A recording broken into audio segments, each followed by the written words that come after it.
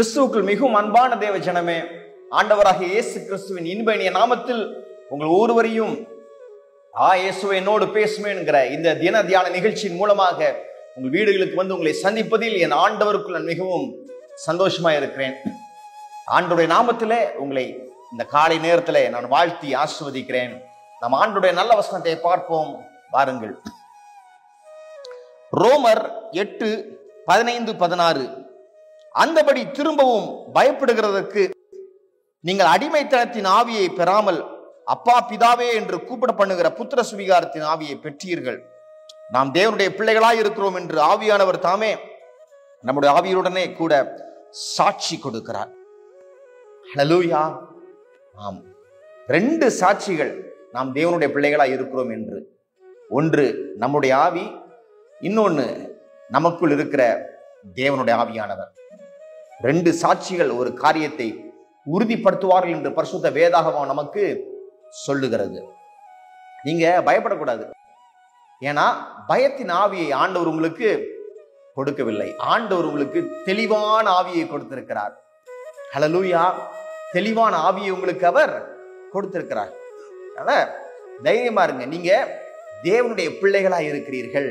புத்திர சுவிகாரத்தின் ஆவியை உங்களுக்கு கொடுத்திருக்கிறார்.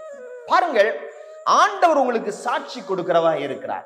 அதான் இன்னைக்கு நாம பார்க்க போகிறோம். சாட்சி கொடுக்கிறார். என்ன சாட்சி கொடுக்கிறார் பார்ப்போம்.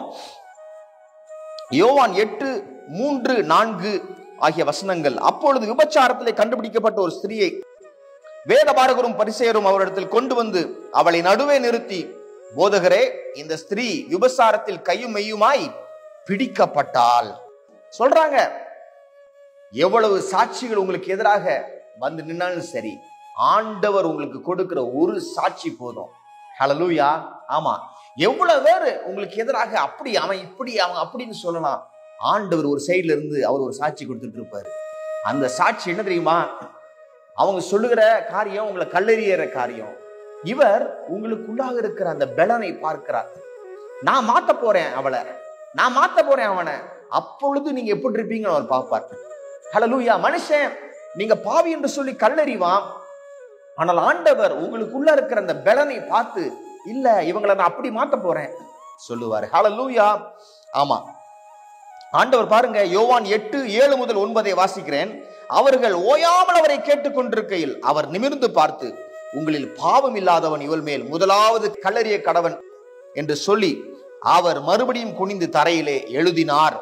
அவர்கள் அதை கேட்டு தங்கள் மனசாட்சியினால் கடிந்து கொள்ளப்பட்டு பெரியோர் முதல் சிறியோர் வரைக்கும் ஒவ்வொருவராய் போய்விட்டார்கள். இயேசு தனித்திருந்தார். அந்த ஸ்திரீ நடுவே நின்றாள். ஹல்லேலூயா. பாருங்க, எல்லாம் கேட்டே இருக்காங்க, ஆண்டவரே நான் கல்லெறியணும், இந்த ஸ்திரீ பாருங்க இப்படி பண்ணிட்டா அப்படின்னு சொல்றாங்க. ஆண்டவர் சொல்றாரு, உங்களை யாரு பாவம் இல்லாதவனோ முதலாவது கல்லெறிங்க. அப்போ உங்களுக்கு எதிராக இருக்கிற ஜனங்களுடைய மனசாட்சியிலே அவர் தன்னுடைய சாட்சியை கூறுவார். முதலாவது அதான் செய்வாரு. உங்களுக்கு யாரெல்லாம் உங்களுக்கு எதிராக பேசுறாங்களோ அவங்க மனசாட்சியில போய் குத்துவார் ஆண்டவர். நீ என் பிள்ளைக்கு எதிராக பேசுறியா, கவனமாயிரு, உன் காரியங்களை அலசி ஆராய்ந்து பாருன்னு பேசுவாரு. உங்களை யாரும் தொடுவதற்கு பயப்படுவாங்க. ஏன்? ஆண்டவர் உங்க மனசாட்சியில போய் கை வைப்பார். ஹல்லேலூயா. ஆமா, பாருங்க, அது முதலாவது. அப்போ உங்களுக்கு எதிராக வர்றவங்களுக்கு எதிராக ஆண்டவர் மனசாட்சியிலே சாட்சி கூறுவாரு, கவனமாயிரு அப்படின்ட்டு. உங்களுக்கு சாதகமாக சாட்சி கூறுகிறவரும் அவரே, உங்க சார்பில் இருக்கிற நியாயாதிபதியும் அவரே. அதான் யோவான் 8:11 ஆண்டவர் சொல்றாரு, நீ போ, இனி பாவம் செய்யாதே என்றார். அதான் சொல்றேன், ஆண்டவர் இனிமே நீங்க எப்படி இருப்பீங்கன்னு பாப்பாரு. மனுஷன் கல்லறிஞ்சு கொன்றுன்னு நினைப்பான். ஆண்டவர் உங்களை நல்ல சாட்சி கூறி புது சிருஷ்டியாய் மாற்றி அவர் சொல்லுவார், இனி அப்படி செய்யாதப்பா சொல்லுவார். பாருங்க, யோவான் 1:47 ஆண்டவர் நாத்தான்வேல் என்ற ஒரு மனுஷன் அவனை குறித்து சொல்றாரு, இவன் கபடற்ற உத்தம இஸ்ரவேலன் என்றார். நாத்தான்வேலை பார்த்து சொல்றாரு, கபடற்ற உத்தம இஸ்ரவேலன் என்றார். அப்பொழுதுதான் யார்கிட்ட திட்டு வாங்கி இருப்பார், திருட்டு நாத்தான்வேல் அப்படின்னு திட்டு வாங்கி இருப்பாரு. ஆனா ஆண்டவர் சொல்றாரு, நாத்தான்வேல் உட்கார்ந்துட்டு இருப்பாரு, ஐயோ என்னை யாரும் புரிஞ்சுக்கிட மாட்டேங்காங்களே அப்படின்னு. ஆண்டவர் சொல்றாரு, நீ கபடற்ற உத்தம இஸ்ரவேலர். ஆண்டவர் உங்ககிட்ட சொல்ற சாட்சி என்ன தெரியுமா? யாருமே உங்களை புரிஞ்சு கொள்ளாத காரியத்தை உங்களோடு பேசுவார். அதுதான் ஆண்டவர் உங்களுக்கு கொடுக்கிற சாட்சி. ஹல்லேலூயா. அவர் உங்ககிட்ட வந்து சாட்சி கொடுப்பாரு, இல்ல நீ கபடற்ற உத்தம இஸ்ரவேலன். அப்ப நீங்க நினைப்பீங்க, என்ன புரிஞ்சு கொள்றவர் ஆண்டவர் மாத்திரம் தான். ஹல்லேலூயா. எஸ். இன்னொன்னு, மத்தேயு 16:18 ஆண்டவர் பேதுருவை பார்த்து சொல்றாரு, நீ பேதுருவாய் இருக்கிறாய், இந்த கல்லின் மேலே என் சபையை கட்டுவேன், பாதாளத்தின் வாசல்கள் அதை மேற்கொள்ளுதில்லை என்றார். சீமோன் என்கிற மனுஷனுக்கு ஆண்டவர் ஒரு புது பெயரை வைக்கிறாரு. என்ன? நீ பேதுரு, ராக்.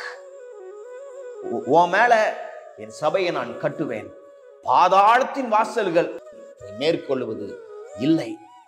உங்களை குறித்து ஆண்டவர் ஒரு திட்டம் வைத்திருக்கிறார். ஒரு புது பேர் உங்களுக்கு வைப்பார். உங்க பேரு ரமேஷ், ராம் எப்படினாலும் இருக்கலாம். ஆண்டவர் சொல்றாரு, உனக்கு ஒரு புது பேரை வைத்து உனக்கு ஒரு புதிய திட்டத்தை நான் வைத்திருக்கிறேன், பாதாளத்தின் வாசல்கள் அந்த திட்டத்தை மேற்கொள்வதில்லை. ஆண்டவர் பேசிக் கொண்டிருக்கிறார். உங்களை குறித்த நல்ல சாட்சி ஆண்டவர் கொடுக்கிறார். உங்களை குறித்து நல்ல சாட்சி கொடுக்கிறவர் அவர் ஒருவரே. நாம் ஜெபிப்போம் வாருங்கள். ஆண்டவரே, ஆண்டவரே, எங்களை யாரும் புரிஞ்சுக்கலன்ட்டு நாங்கள் அழும் பொழுதெல்லாம் நான் புரிஞ்சுக்கிட்டேன்பான்னு சொல்ற நல்ல தேவன் அல்லவாப்பா நீங்க. அப்பா உமக்கு ஸ்தோத்திரம். நல்ல தகப்பனே, இந்த ஜனங்களை குறித்து நீர் நல்ல சாட்சி கூறி விடுதலை ஆக்குகிறீர். ஆண்டவரே, புது திட்டங்களை கொடுக்கிறீர், புது வெளிப்பாடுகளை கொடுக்கிறீர், புது காரியங்களை செய்து அவங்களை நீங்க சந்தோஷப்படுத்துறீங்கப்பா. எஸ், தேவன் உங்களை குறித்து நல்ல சாட்சியை கொடுக்கிற நல்ல தேவனாய் காணப்படுகிறார். அவர் உங்களை ஆசீர்வதிக்கிறார். நானும் உங்களை ஆசீர்வதிக்கிறேன். நன்றி ஆண்டவரே. நன்றி செலுத்தி இந்த ஜெபத்தை எங்கள் அன்பர் இயேசு கிறிஸ்துவின் நல்ல நாமத்தில் ஏறெடுக்கிறோம் எங்கள் வல்ல பிதாவே. ஆமென்.